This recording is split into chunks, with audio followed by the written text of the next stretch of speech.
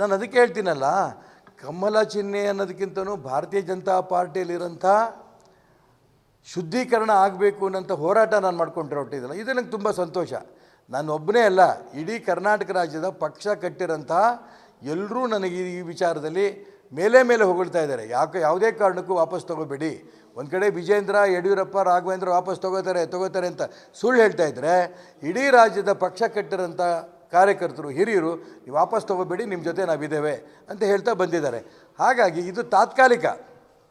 ನಾನು ಪಕ್ಷದಿಂದ ಚುನಾವಣೆ ಸಿಂಬಲ್ಲು ಕಮಲ ಸಿಂಬಲ್ ಇಲ್ದೇನೆ, ಕಮಲ ಸಿಂಬಲ್ಲಿಂದ 5 ಬಾರಿ ನಾನು MLA ಗೆದ್ದಿದ್ದೇನೆ.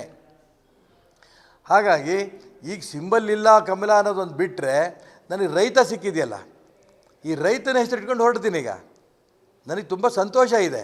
ಹೋರಾಟಕ್ಕೆ ಇಳಿದಿದ್ದಿಲ್ಲ, ಸಿದ್ಧಾಂತದ ಪರ ಹೋರಾಟಕ್ಕೆ ಇಳಿದಿದ್ದೀನಲ್ಲ ಅನ್ನೋದು ನನಗೊಂದು ಸಂತೋಷ ಸಿಕ್ಕಿದೆ. ಹಾಗಾಗಿ ತಾತ್ಕಾಲಿಕವಾಗಿ ಈ ಕಮಲ ಚಿಹ್ನೆಯಿಂದ ಸ್ಪರ್ಧೆ ಮಾಡೋಕ್ಕಾಗಿಲ್ಲ ಅನ್ನೋದು ಬಿಟ್ಟರೆ ನನ್ನ ಯಾವ ವ್ಯತ್ಯಾಸವೂ ಇಲ್ಲ. ಒಂದು ಹೋರಾಟ ಮಾಡಿ ಸಿದ್ಧಾಂತದ ಪರ ಹೋರಾಟ ಮಾಡ್ತೀನಿ ಅಂತ ಆನಂದ ಕೂಡ ಇದೆ. ಆ ಸಿದ್ಧಾಂತಕ್ಕೆ ಜಯ ಸಿಗತ್ತೆ, ಧರ್ಮಕ್ಕೆ ಜಯ ಸಿಗತ್ತೆ, ಅಧರ್ಮಕ್ಕೆ ಸೋಲಾಗತ್ತೆ. ಈ ವಿಶ್ವಾಸದಲ್ಲಿ ನಾನು ಚುನಾವಣೆ ಸ್ಪರ್ಧೆ ಮಾಡ್ತಾಯಿದ್ದೀನಿ. ಬೆಂಗಳೂರಿನಿಂದ ಮಂಗಳೂರುವರೆಗೆ, ಬೀದರ್ನಿಂದ ಚಾಮರಾಜನಗರದವರೆಗೆ ನಿಮ್ಮ ಸುದ್ದಿ ನಿಮ್ಮದೇ ಭಾಷೆಯಲ್ಲಿ. ಕರ್ನಾಟಕ ತಕ್.